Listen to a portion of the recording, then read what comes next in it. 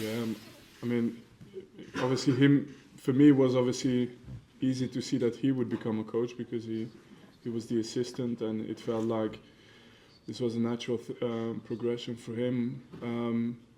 I think it's normal. I had the same when I think we played against Enzo Maresca recently as well, and obviously because Pep is such a dominant figure, it's normal that he takes these huge plays as the person who probably inspired a lot of people to become a coach.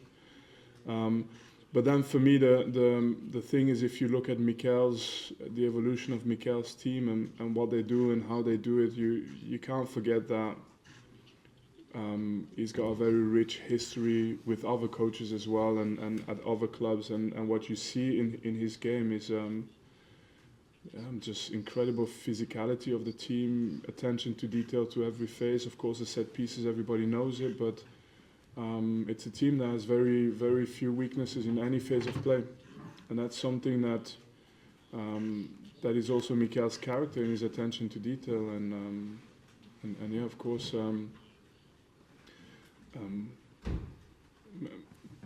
there's no doubt that Pep has played an incredible role in many people's careers and mine as well. Forever grateful. But both teams are quite different as well. And that's what makes this game as well quite special tomorrow. Nächstes Julian Wolf für die Welt, bitte. Any similarities that you see tactically? Yeah, I think, you know what, it's because, and it doesn't actually bother me at all, because I want to give credit where it's due, but I try to be a logical mind, because I get these questions, obviously, when I played against Alonso 5 times last year, I get that question. When I played against Enzo Maresca this year, I get that question. When I play against Mikel, I get that question, which is, I like it because I actually don't want to talk down the role that this man Pep has had for me. The only thing is, if you all analyze the 4 teams I've just mentioned and how different they are from one another and how they operate, actually that's for you guys then to reflect on it and say, why is that? So, play against Alonso, and actually we're very different. Tomorrow's game, if you look at both teams and how we behave in many, many phases, we're very different. We have things in common, but we're very different. And the same with Chelsea, and the same with...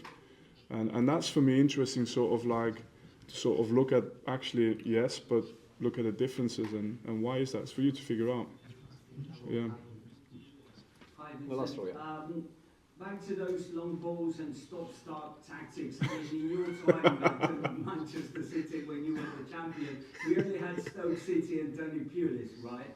So how disruptive is it when an opponent, takes so long to throw the ball in from a throw-in or to set up a dead ball situation? Harry said you didn't train any specifics, to counter the threat from Arsenal, from set pieces and such. But how disruptive is it? Because you're a pressing team, and you're not changing the way you're playing. I mean, is it a phase with these long throws? Yeah. Sorry, did you say we didn't train? He said you didn't pay special attention to... Who said that? Harry Kane, just now. Right. Oh, maybe he wasn't telling the truth. Good smoke screen there. No, I mean there is a part of it as well, which and I'm sure it's the same for Arsenal. You get to those big stages, and it doesn't matter what I was a player for in my playing career. It's the same when you play for the big teams. You'll analyze the opposition, you recognize their strengths, but then you also have an incredible amount of belief in your own strengths. So it's totally true that there's so much to take into consideration when you play against a team like Arsenal, and the momentum of the game, the set plays and everything else is only a fraction, but it's a part of the game that you have to take care of. But they have to do the same. We want to have a good day tomorrow, and if we have a good day tomorrow, we're capable of showing things as well ourselves. So take full acknowledgement of what makes them special at the moment, And then I never forget at the end of it to acknowledge what's made us special so far, and to make sure that that's a part of tomorrow's game if we can, you know. Last one in German for Heiko Niederer.